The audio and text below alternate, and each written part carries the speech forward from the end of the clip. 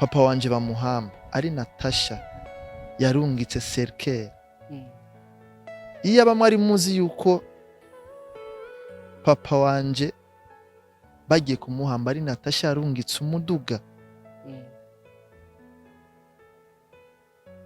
ndetse aranaterera amafaranga angana na emiyo umuriyoni awuterera ku kiriyo ca papa. Benshi bavuga ati yuko ngo azakuza ariko urumva ko atari no yari mu Butaliyano nivyo ari gukunda yuko yari kuza. None gasha umuntu yo kwitangira ivyo bintu byose nubwo abantu twama tuvuga tuze tureka guhingura amajambo tuzana amajambo adashoboka. Iyo mumaze kubona umuntu ahantu yikurira agafu uca mushaka kuhonona. Je nubwo mumbwira yuko Natasha ngo yasohoye ukuguru kwanje vy'ibiki sino nabumva ahubwo ndababona nk'abasazi kuko jewe nije nzi ico Natasha nkore tumara kubibona tuvuga ati papa aracikanye bose mama bakuru banje bose baratangura kurira. Je kubera nari mugaye sinashobora gutambuka ngo ngende niruka no aragiye buhoro n'ibekile yanje paka ku gitanda cha papa. Ndavye ko na papa ameze mvuga ati wapi papa yapfuye. Muganga cerazana agapimo, hari agapimo bashira ngako mu runini.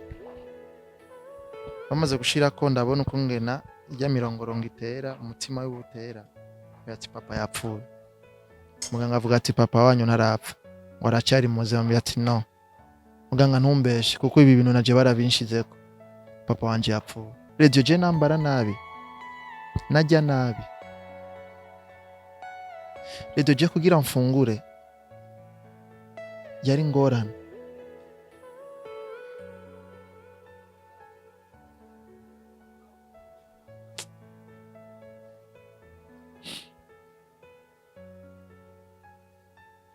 Je kugira ngo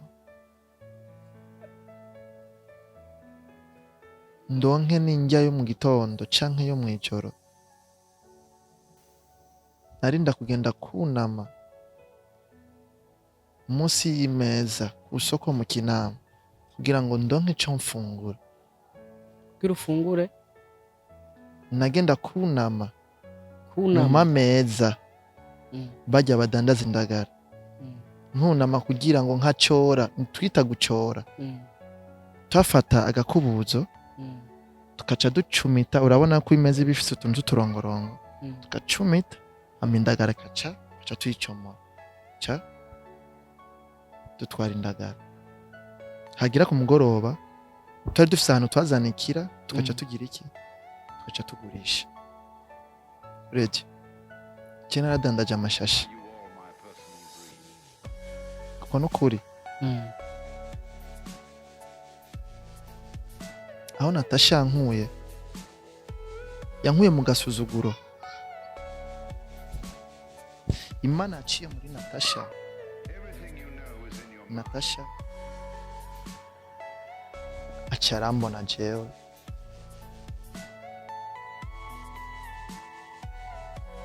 ankura muri kakagayo muri bwa busuma. Urazi kwitwa shashe y'imboa. Kera niko babita gute? Shashe y'imboa niko batwita.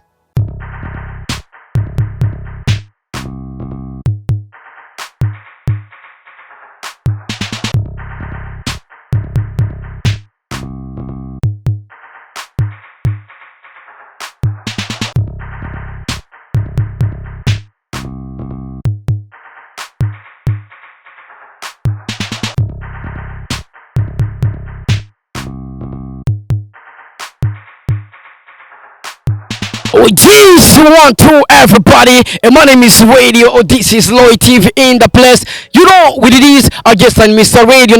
I'm back again. Nagatse rero hamda kubwira byinshi muri entertainment, hamda kuzanira aba hitmaker kuri micro ya Loy TV. Really easy gentlemen, call like na comment kugira ngo uzurabona professional interview, uzurahabwa update news kuri kamera uri kumena FH Carf, watuma image uyibona imeze fresh sana, watuma sound uyumva imeze neza neza cyane. By the way, ni muri cya kiganiro tubabwiza kuri show cya kiganiro kigwa akaryo keza ko kumenya amakuru y'abastar, ako kumenya amakuru y'ivyamamare, ati beg ivyamamare byacu ubibayeho gute.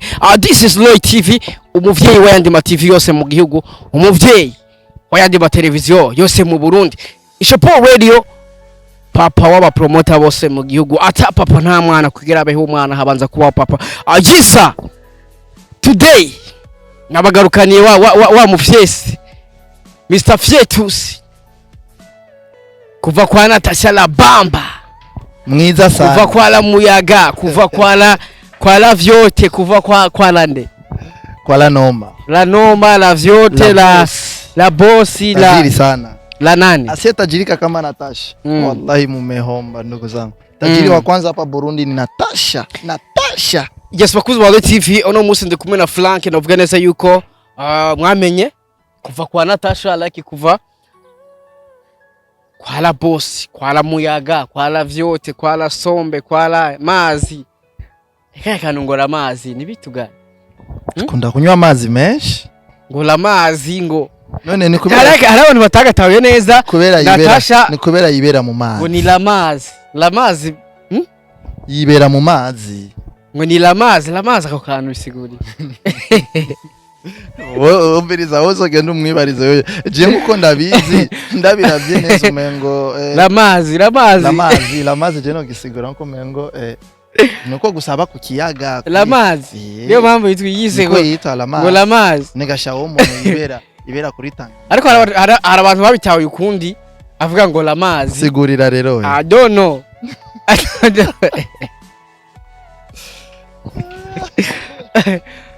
Kinarisha kunsigurire la mazi cyarico none ahubwo urabaza Natasha ati boss izina wiyise la mazi risigura iki? Amboreka reka wewe nyene kuko uri umupromoter, kandi uravye no kungene yakagize avuga la mazi na movement yarimo. Yavuze gute? Yagize ko la mazi nyene none ntiyavuze la mazi, none la mazi bisigura gira urafise nosiyo kuri ico kiye. Jewe ndabiravye neza ngiye turavye tubinonosoye neza nko abayinga babivuga. La mazi bivana n'igihaba arimwo, ni kumwe n'abantu bamufata bamwise kuko ujya afise amazina menshi ngo na amazi re, ni nkuko bamwita la Muyaga. None la Muyaga erega ugiye kuraba la mazi la Muyaga, okay, kubera wewe ugiye kuraba hanaba aba mu Kajaga, kandi mu Kajaga na ahantu usanga hari akayaga, ahantu haba hari amazi menshi, cyo gituma haciye yipangukola amazi la Muyaga. Yes Frank, yeah, namubwiza abakuzi ba Loy TV. By the way, nshuti zanje z'i Burundi, barundi kazi namwe nshuti z'i Burundi, imyaka myinshi nokuri, s'il vous plaît, yari imyaka myinshi, ndabakunda cyane. Abakunzi ba Loy TV, ni wa mufyesi wanyu, wa mufyesi azi gufyeta, azi gukomba, aka fyeta sinkubeshe. Iyo aba mfise ubushobozi mwebwe mwese sana inkumi ariko zifyeta zose gaziza, ariko umujama duherukana yarakize, none ubu naho mona agifise Bekire ni bitugani musaza. Narigeze gukira, je duherukana warakize, je ndi bukugana duheruka gukorana wari umeze neza. By the way, nta Bekire wari ufise? Nta Bekire nari mfise, ariko ubu ugendana na Bekire bya kweli. Ya nta Bekire wari ufise ico gihe. Yego ndavyibuka, nta ngorane nuko gusa wewe ufise amaso atabona. Inyuma yaho Imana yari yabikoze, nubwo ntagendesha Bekire ariko nagenda nyene nabi gusa kuko hari ingorane zaciye zinciramwo hagati. Umuvyeyi wanje caracikana, bari we papa wanje aciye apfa, rero acaba ikintu cambatushe, kandi cansubira mu bitaro. Namaze nk'ikintu ca 4 jours 5 jours ndi muri koma, kandi ariko Imana yarabikoze. uko bavuga kira minsi yose ngo Imana ngo iba yakiri wayo, nta wanka kwakira ivyiwe, kuko Imana ni Imana izokumara Imana. Bo vyarantushije gato mu mutima, ndaba faiblesse gato, ndasubira ndaba paralyse gato, ariko Imana yarabikoze uko biri kose. Ndazi na papa wanje yari Imana yaramwakiranye n'igishika, kandi Imana irazi ibyo umuvyeyi wanje yakoze, niko namanda musabira tous les jours. Papa wanje yari umuntu yakunda Roy TV, yari umuntu yakunda ibiganiro vyanje, yari umuntu wa mbere yo ntanguye kupostinga ibintu niwe yatangurira kunshira like, niwe muntu wa mbere yangiye inyuma arasampotinga mu byo nari ndimo byose, ntiyantereranye, yaranyereka akambwira hajya wavuze uku ari gukora uku ari gukora uku. Mbo donc yari umuvyeyi wanje kabisa, yari proche na jewe. Ariko nubwo byashitse nta kundi turavyakira uko nyene. Papa wanje naramukunda sana sana sana, yitwa Simba. Turi umuryango wa Simba. Aha naje nitwa Simba, mama wanje ni Simba, bakuru banje batoyi banje ni ba Simba bose. Nuko ariko Imana iri kwirabikora buhoro buhoro. Reka nshimire kwanza abantu bamfashije banyitayeho. Hari abantu kweri banguye inyuma, abagenzi banje, hari abapromota bamwe baje ku Kiriyo nubwo je ntari impari, nari mu bitaro ko papa yaracikaye naje cangena mu bitaro. Hari abagiye ku maziko, Imana ibafashe uko mwanguye inyuma nuko naje nzokoma ndabaga inyuma. Mama Natasha yaramfashije byinshi, niwe yatumye serkere, atuma n'umuduga. Arumva yuko ari umuntu wo gushima, ari umuntu nzokwama mpayagize. Nubwo abantu mwama mwanka, Natasha nakora ikintu ko mkwishima, akora ikintu afise acashaka kwereka abarundi. Kandi mama mwarakoze sana, inshuti zanje zose mwarakoze kabisa. Yes, bakuzi ba Roy TV, urumva neza yuko ni nkuri babaje by the way, ariko no kubwira ko jewe iyo nkuru ndayumvise ijya mbere. C'est vrai. Mbo nivyo kuko ni bakiya babimenye, ni bakiya babimenye kuko jewe igihe papa acikana naciye subira muri koma. Iyaba na jewe ndi muzima nari kubwira abantu bakaza, ariko urumva yuko na jewe nije nari kubwira abantu ariko nibyabaye bigikunda. Kuko na telefone yanje niho nigiye yatakariye, niyo nigiye yatakariye telefone yanje kuko mumaze kubona maze ikintu cy'amezi nkaya, hari ikibazo canshikiye, ariko cyose ndabishimira Uhoraho, ndabishimira Allah subhanahu wa ta'ala.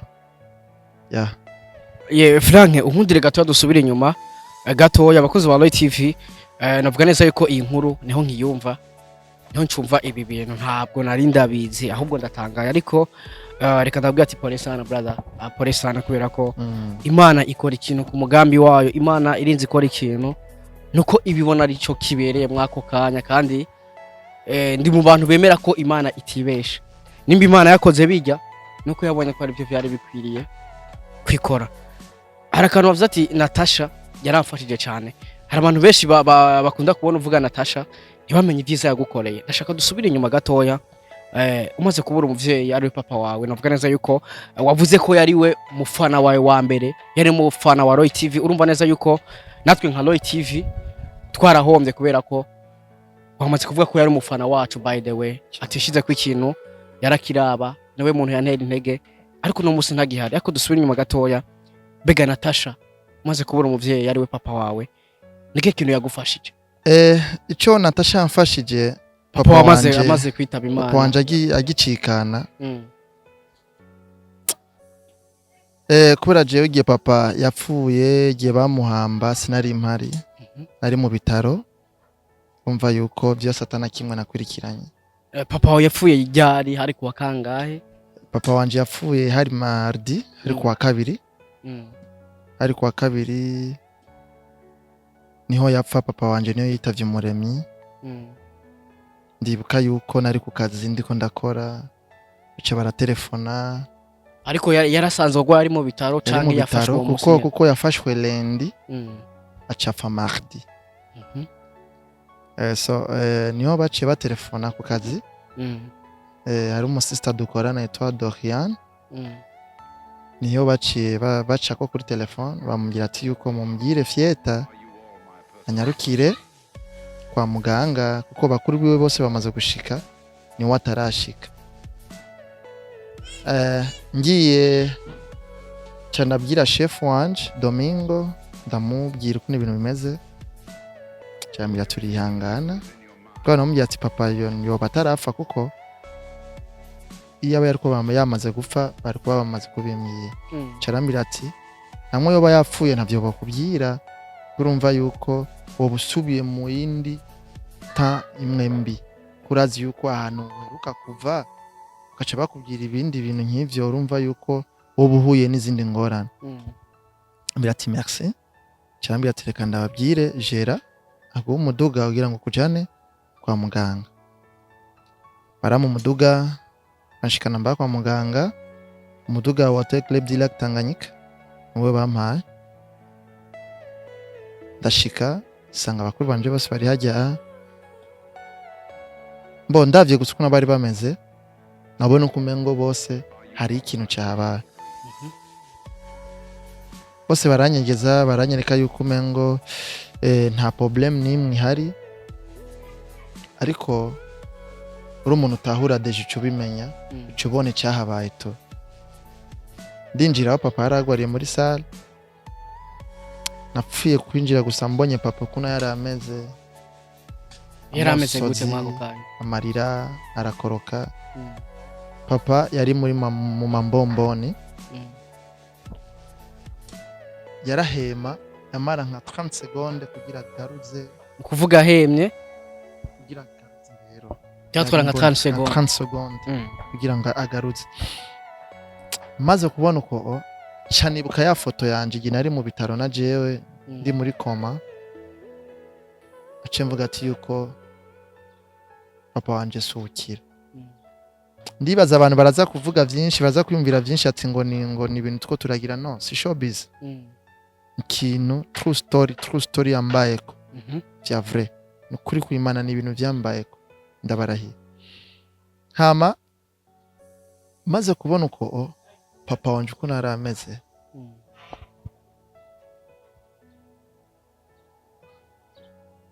sinagize byinshi kandi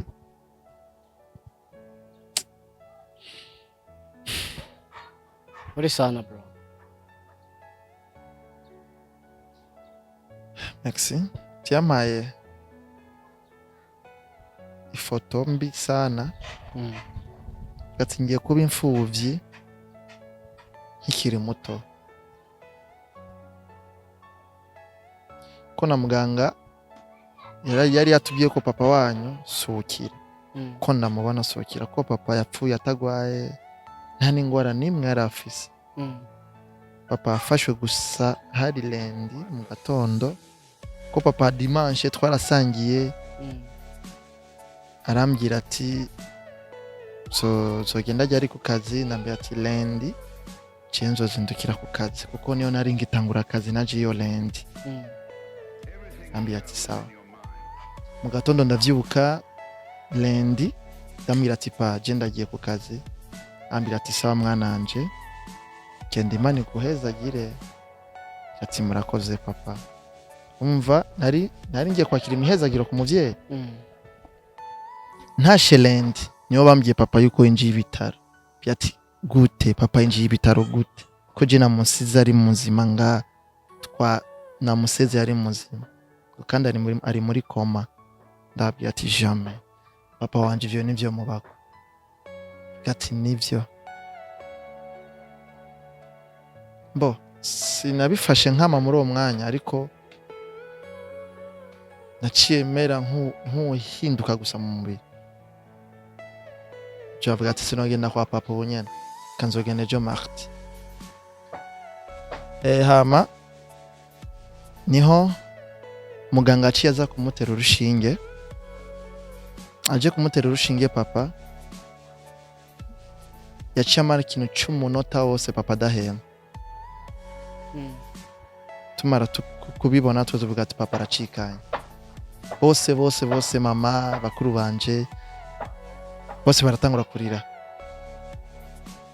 cyo kubera nari mugaye sinashobora gutambuka ngo ngende niruka no aragiye buhoro buhoro ni bekile yanje paka ku gitanda cha papa ndavye ko na papa ameze mvuga ati wapi papa yapfuye muganga acarazana agapimo, hari agapimo bashira ngaho mu runini, bamaze gushirako ndabona uko ngena ijya mirongorongo itera, umutima w'ubutera, ati papa yapfuye. Muganga avuga ati papa wanyu ntarapfa, waracyari muzima. Ati no muganga ntumbeshe, kuko ibi bintu naje barabinshyizeko, papa wanje yapfuye. Muganga turafatanye muri uwo mwanya, turafatana nabi, ndamufima muganga kweli, iraba induru kwa muganga. Niho abantu baciye baza baramfata, yati vaho, baratwirukana. Mu nyuma niyo nace ndabikura ngenda niruka, ngenda kumufata papa hano yari aryamye. Mpagurutse niyo naje naciye ngwa hasi, ca ndabura ubwenge, naje ca nsubira mu bitaro. Namaze ikintu ca 5 jours 4 jours ndi muri koma kandi. Urumva yuko cyari ikintu giteye agahinda sana. Ndibuka yuko nkikiva muri koma niho mukuru wa Natasha yaciye aza kwa muganga, arambwira yuko yitwa Rose, arambwira ati yuko Fieta tumaze iminsi tuza ngaha dusanga umerewe nabi, rero ntiwaganira, ntiwabona uwinjiye n'usohoka. Natasha aguma ambwira ndamuhe telefone muganire, rero nawe urumva ko utari umerewe neza ntibyakunda. Ati nimba umerewe neza ubu washobora kumuruhusha nkaguha telefone mukaganira na Natasha. Muganga muri umwanya aramwankira, caramujana pembeni aramubwira. Kumbe yashatse kumubwira ati yuko ntimumubwire yuko papa we yapfuye, kuko hajyana na kimwe azi. Mutume mumubwira ibindi, nimba ari malaria, kugira ngo nimumushitule kandi umutima kugira ngo asubire muri koma. Acaraza arambwira ati, acaramutelefona mabuja arabimubwira. Mabuja yacamenya iyindi nzira acamo yo kumbwira ibintu. Cara telefona ko Natasha ico gihe papa gipfa. Natasha ari mu Butaliyani. Ari mu Butaliyani, urumva yuko inkuru kugira uyimenye cyasaba yuko abokazi babimenye bace batelefona mu Butaliyani babe babwiye. Niho Natasha cara telefona, cara amatelefone, turaganira, turatera inkuru muri uwo mwanya, arantwenza, andirimbira indirimbo. Birimbira ryo akwera uwo munsi nari meze neza sana. Kuko kumva telefone ya Natasha ni ikintu gitangaje sana, kuko n'abantu bakiya bashobora gutelefona, n'abaririmbyi bakiya ashobora gutelefona umuntu wiwe ari proche sana. Ko je ndo umuntu muto kuri Natasha, numva ko je ndi umukozi wiwe ujya wanyuma. Ariko ndavye ukungene yanyitayeho muri uwo mwanya, vyampaye inguvu, vyatumye nongereza inguvu yo gukora akazi kanje cyane. Acarambwira ati ndagukeneye ejo. Umunsi hari vendredi, ejo samedi nzobona amaze kuva mu Butaliyani. Nzoza ndagukure ngaho kwa muganga, tujane muhira dusangire, uzoryoherwa. Kandi ngo hari akantu nakuzaniye. Yambwiye ati iki ngo yangu ntiwobimenya, ariko hari akantu nakuzaniye uzoryoherwa. Yambwiye ati sawa mama murakoze. Yambwiye ati mbwira ko nagutelefone kuri telefone yawe ndakubura. Yambwiye ati telefone yanje barayivye. Ngo sawa wowe ntugire ubwoba, hari akantu nakuzaniye uzoryoherwa. Yambwiye ati merci mama. Carambwira irindi jambo, ambwira ati Fieta, umba nkubwira ikintu, uraza kumva byinshi, uraza kubona byinshi, ibyo bintu byose uza kumva uze kwihangana, kandi ntushike ubifataho nyene, ahubwo wihangane gusa, Imana iguha umutima wo kwihangana. Usiko nambye ati yego mama. Ndibuka naje gutaha, urumva ko yambwiye yuko azoza samedi, ariko kwari kumpumuriza gusa kugira mbone ko turi kumwe, kugira umuntu aba ari mu bitaro umubeshe utuntu n'utundi kugira ngo yiyumve neza. Je naje kuva mu bitaro hari dimanche niyo navuye mu bitaro, ataha muhira, nshitse muhira barakuraho amafoto ya papa, barabikuraho byose bagati aya nitumwereke ko papa yapfuye. Ndabona muhira kumengo ari ibintu vyahindutse, ambiye ati ko muhira mbona umengo ari ibintu vyahindutse n'ibiki, ko igihe bamuhamba papa sinari impari, urumva ko nari mu bitaro, baranyegeje n'umunsi wo guhamba papa bamuhambye samedi, je navuye mu bitaro dimanche. Urumva bahambye yuko imigirwa yo guhamba yose iba yaheze uwo munsi byose, bicavuga ati yuko ikiriyo giheze uwo munsi nyene samedi. Rero nshitse muhira mbona harasukuye sana, urumengo hari ibintu vyahindutse, hari ibintu bishasha ntarinzi. Mama mbona umengo nawe nyene ari morale, batoyi banje bose uko nyene, bakuru banje bose uko nyene, mbona n'abantu nyene banyitayeho. Ati ibintu ntibikibashe, ati none ukumvuye mu bitaro n'ivyo bitumye banyitaho ko. Rero vuga ati sawa savana ngora, mbona guma haza amasura mashasha ngo pore kubona uvuye mu bitaro, ngati sawa merci. Rero mfise mukuru wanje yitwa Simba, kuko na papa wanje yitwa Simba. Mukuru wanje akunda aranywa akayoga s'il vous plaît. Rero mukuru wanje akimara kunywa akayoga kiwiwe niho yambwiye neza. Rero arambwira ati peti yangu umma nkubwira ikintu, kandi ico kintu kiraza kukubabaza ariko ucakira uko nyene. Ati ni giki? Papa yarapfuye. No, papa yarapfuye. Abantu bose baramwirukana, baramusesa kwa amazi, baramukubita. Ati ivyo bintu vuze nibiki? Bo je nkivyumva umutima warasimvye. Ati nibiki mumbwiye? Papa yarapfuye gute? Yapfuye gute? Ambira ati ngo ya papa we ni muzima ibiki? Okay, papa ni muzima mu munzane. Bose yo papa yagiye gukora rindira ni ataha araza. Ndabona kumengo kumbe za mpinduka zose nabonye ngaha hari kiriyo ngaha. Byatisa cha rero ubwenge cyabuguma bugaruka buhoro, ndibuka za foto zose kumwe na papa namusize mu bitaro, nkuna yapfuye byose ndavyiyakira muri uwo mwanya. Haciye ikintu cy'ukwezi kumwe, ko cyo gihe sinasohoka hanze, naguma mu nzu, ko sinatambuka naco nakora. Haciye nk'ukwezi kumwe niyo natanguye kuza ndimenyereza nsohoka hanze, banterura ngenda hanze, ko nagendera ku gapusipusi banjana. Haciye inyuma amezi 2 niho naje kumva umutipa araho ambwira ati hari ikintu ngomba nkubwire, ilevre ntuza kuvyakira ariko ngomba nakikubwira. Ati giki?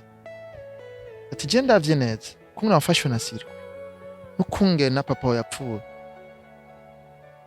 hari ikintu coba kiri inyuma ya papa wawe canke no kuguru kwawe. Ati biki? Usanga ari Natasha yoba yaratanze ikimazi kuguru kwawe canke papa wawe, urumva? Ati ndatwenga. Yambwiye ati bya vrai. Ati sawa. Muri uwo mwanya agira ati ntangora ko nambuka uko ngiye imisi kuko ingirengana, abantu baguma bavuga uko. Ariko ndabaraba bose mvuga ati iyo abamuzi ivyo Natasha yankoreye ntimwari kuvuga uko. Iyo abamwari muzi yuko n'igihe papa wanje bamuhamba ari Natasha yarungitse Serker. Iyo abamwari muzi yuko papa wanje bagiye kumuhamba ari Natasha yarungitse umuduga, ndetse aranaterera amafaranga angana na emiyo umuriyoni awuterera ku kiriyo ca papa. benshi bavuga ati yuko ngo aza kuza ariko urumva ko atari no yari mu Butaliyano nivyo ari gukunda yuko yari kuza. None gasha umuntu yo kwitangira ivyo bintu byose nubwo abantu twama tuvuga tuze tureka guhingura amajambo tuzana amajambo adashoboka. Iyo mumaze kubona umuntu ahantu yikurira agafu uca mushaka kuhonona. Je nubwo mumbwira yuko Natasha ngo yasohoye ukuguru kwanje vy'ibiki sino nabumva ahubwo ndababona nk'abasazi kuko jewe nije nzi ico Natasha yankore. Siniko ndabivuga nshaka kubereka yuko umengo ngo hari ikintu ndamushaka. No, hari ikintu yankoreye kandi ntazopfa nibagiwe. Muririmbyi mwiza niwe yavuze ati hari ico yankoreye umutima wanje ntazibagirwa, hari ico yankoreye umutima wanje ntazibagirwa. Natasha hari ikintu yankoreye. Ubwo bizogenda gute? Ntazigera nibagirwa mu buzima bwanje. Rero iyo umuntu apfuye haravugwa vyinshi. Nawe uturaba, nawe we radio, umuntu ari we wese mumenye yuko inyuma y'urupfu haba amajambo menshi, hakurikira amajambo. Rero sinshaka kumva amajambo ejo canke hirya ejo kandi hari umuntu asubiye kumbwira ati ngo Natasha arafise mu ruhara ku rupfu rwa papa wanje. Ntibizigera bibaho. Natasha jewe amfise ko umugambi mwiza kandi ujya nzomwubaha kandi nzokomanda mwubaha nk'amabuja wanje uko ni la boss wanje. Natasha Ngendabana azokwamali la boss wanje. Rero ndabinginze amajambo yose mwama muvuga aherere ngaho. Sishaka yuko muzokwama munyibutsa aho navuye nivyo naciyemo uko je ndavye aho Natasha yankuye. Yankuye mu kanwa kingwe. Radio je nambara nabi, najya nabi. Radio je kugira mfungure yari ngorane.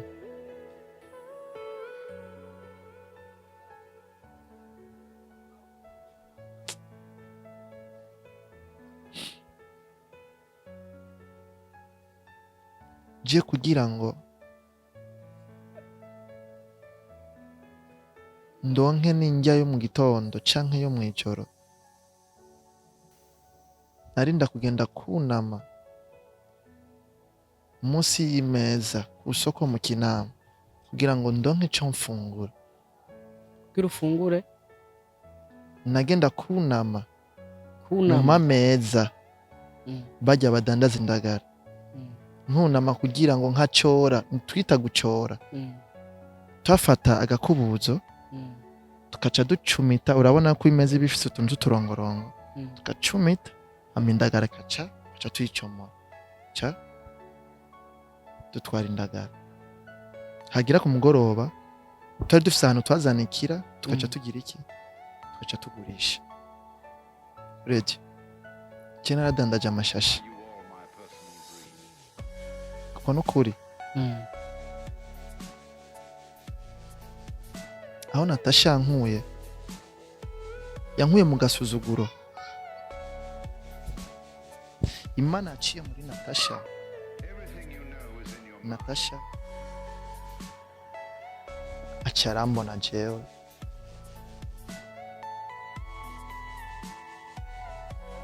ankura muri kakagayo, muri bwa busuma. Urazi kwitwa shashe y'imboa. Kera niko babita. gute? Shashe y'imboa niko batwita. Shashe y'imboa barabizi. Mtipe yitwa Mzazi ni wabizi sana. Butoyi kusoko mu Kinama. Yaranyirukako n'umufana wa Natasha. Yaranyirukako man. cyo genda byibutse iyo twicaranye hamwe ndatwenga avuga ati Imana waramfashe nabi ariko byose iyo atari kuba mwebwe je sinari kuba ndi kuri Hotel Club du Lac Tanganyika.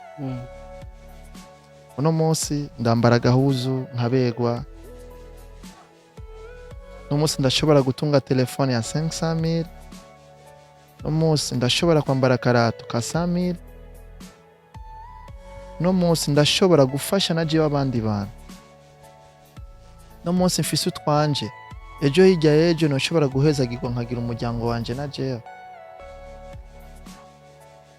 Byose ni kubwande. Kubwa Natasha. Kubwa la boss. Rero tureke kuvuga ibintu bitajanye bidafise umutwe n'amaguru. Twubakire ku rukundo n'umutima mwiza kuko inzigo nayo zo dushikana kandi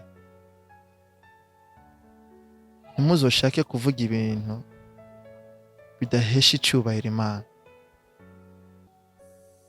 Naramenye Imana iyo ariyo,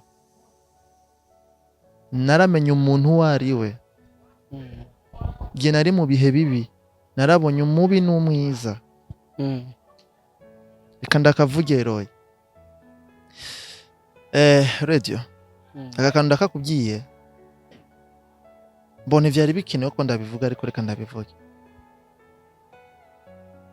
Ndibaza narigeze gukora ikiganiro je na wewe tuvuga ku vyerekeye Chimamanda suko. Ico gihe barakipostinga abantu benshi barabibona ariko haciye igihe nahuye nizo sanganya niho naje kubona Chimamanda postinga avuga ati yuko ngo abantu bose bansungayeko ngo ndibaza yuko ubu batari bazima ngo bamwe ngo nibimuga abandi bo barapfuye. Yo posting nkikibona sinavuze byinshi naco nakoze gusa byaciye bimicirwa mvuga ati yuko kumbe hari abantu banezerwa babonye abandi bababaye. Hari abantu bagira urubanza babonye abantu bapfuye. Seke Chimamanda yaranezerewe kubona je narabaye uko. Mboni yari sije twari turi mwari koreka ndabikubwira. Seke yaranezerewe kubona je narabaye pararize uko. Ariko nagomba ndakubwire yuko je sindi pararize jamais. Kandi sindi kimuga oya. Ndi muzima. Kubwo bushobozi bw'Imana ndi muzima. Kandi ndazi yuko magarikiwe n'umugabo w'abagabo ari umwami w'abantu subhana wa ta'ala ni watumye je mpagarara ngaha. Gusa kanshimire abantu bose banyitayeho, abantu bose batumye jewe nsubira kuba fyeta ujya mwari muzi. Nari maze igihe cy'amezi menshi ntakora ikiganiro. Urumva ko nari mu bibazo byinshi ariko nagomba ndababwire yuko fyeta wanya aracari fyeta kandi aracari wa undi nyene. Narasubiye gukora ubundi ku kazi ndakora nta ngorane nimwe mfise kandi ndahembwa ukuri kwamye ahubwo ubu n'umushahara wanje waraduze do please nk'ubu gasanga we wahembwa ibihumbi ijana uciye uhembwa nka 300,000. Urumva yuko baba barakudugirije promotion imwe ikomeye. Kana mushimire boss wanje Alfred Froyo umufasha wa Mabuja Natasha Burundi. Shimire na Natasha Burundi. Shimire n'abashefu banje boss iyo bari hose ndabakunda cyane basha. Imana ibahezagire. Natasha Imana iguhe ikongerereze isumbirize hirya Hotel Club du Lac Tanganyika. kandi mumenye ko twari tugeze dutwagwa ndazi abantu benshi bimbiye ko Hotel Club du Lac Tanganyika yatwawe no Hotel Club du Lac Tanganyika irakora kuri kwamye nta ngorane nimwe nabwo abakiriya karibu kandi tujye dusangire dusabikanye njya buffet yanyu kujya nyine mwari musanze mubizi buffet ya dimanche irahari karibu amashambre arakora romva service zose zirakora nitwigeze tugara kuri kw'Imana ndabasubiye kandi kubayimiriza abarundi ndetse n'abanyamahanga ndazi yuko dukurikiranwa n'abantu benshi karibu kandi niko ndabashimira kandi Imana ibahezagira nshimire na Roy TV muri abantu banje kandi zokwama ndabubaha kandi Imana igumi bongerereza imigisha namashimira CEO wanyu ni kuri kw'Imana Imana iguhezagire papa Imana iguhezagire iguhe ivyuma bisumba ibi n'abajournaliste bawe bagire umutima w'urukundo kunyana kanshimire na cameraman wacu bose bonda bakunda cyane bashe kandi ndabakunda cyane n'abadukurikirana boss ubu fieta aragarutse mu mpemu zidasanzwe cyane bwe kanshimire inshuti zanje bakuru banje batoyi banje abagenzi banje kanshimire na Famba nakoresha umwanya ngo igihe ku maziko ngo baraje baranyeretse urukundo Samba koresha umwanya wabavuga nabi urabona icyo tuma mama bakubwira ati yuko hari umuntu ubona ko umengo ni mubi atari mubi ukabona ko umengo ujya muntu mwiza ngo niwe mwiza kumba ari we mubi hari abantu badutwengera ngaha roye ni kuri kw'Imana ukabona ko umengo nibo bantu beza ari bo babi kandi abashimire papa Kanyamuji merci sana Imana iguhezagire Samba Imana ibahezagire kandi ndabakunda kanshimire wanamuita shemu wangu Mama Daudi merci Vina wanje merci ndabakunda cyane bashe nabantu abo mvuze Swift Kisi nabantu banyoza ngiye nari ngwara azi umwana w'umukobwa koze papa probleme yakurishe uko sinabuja na kimwe nakora matike bose nabantu bamfashije abo Imana bahezagire na Club du Lac Tanganyika Hotel Club du Lac Tanganyika Mungu awajalie na Mungu awazidishie Dorian wa mahoro ndagukunda cyane sa bakunzi ba Roy TV urumva neza yuko n'ubuzima butaba bworoshe urumva kuba ubaye gwacubura umuvyeyi urumva neza yuko babigoye kwakira urumva ko abantu benshi bavuze amajambo menshi bamwe bakavuga uko abandi ukunda ariko iyo umuntu apfuye umunsi w'ubugeze yaba wewe canke yaba jewe umuntu wese arafise umunsi azopfirako kandi ku munsi wawe uzopfirako hari abantu bazovuga amajambo ngo yishwe nuko bigenze nuko ariko Imana nitegura uko umuntu abaho nitegura nuko umuntu apfa yes ariko ndagushimire cyane nibaze neza yuko wumvise byinshi twari kumwe na Frank Mr Fieta ariko atubwira ubuzima yaciyemo bwo kubura umuvyeyi ibintu biba bitorosha ariko tukumubwira ati pole sana brother urumva neza yuko Natasha yamufashije ari we yabafashije kugura iseleke akanabatera miliyoni Natasha merci beaucoup warakoze cyane uzukora neza ugihari kugira ngo uzoyiharurirwe mu ijuru aje kuruva kuri micro Ishoball Radio papa promoter bose mu gihugu ata papa na mwana kugira abe umwana hanza kuba papa akuri kamera kumwe na FH Carf niyo image ibona imeze fresh sana we love you so much dusubire gutaha ciao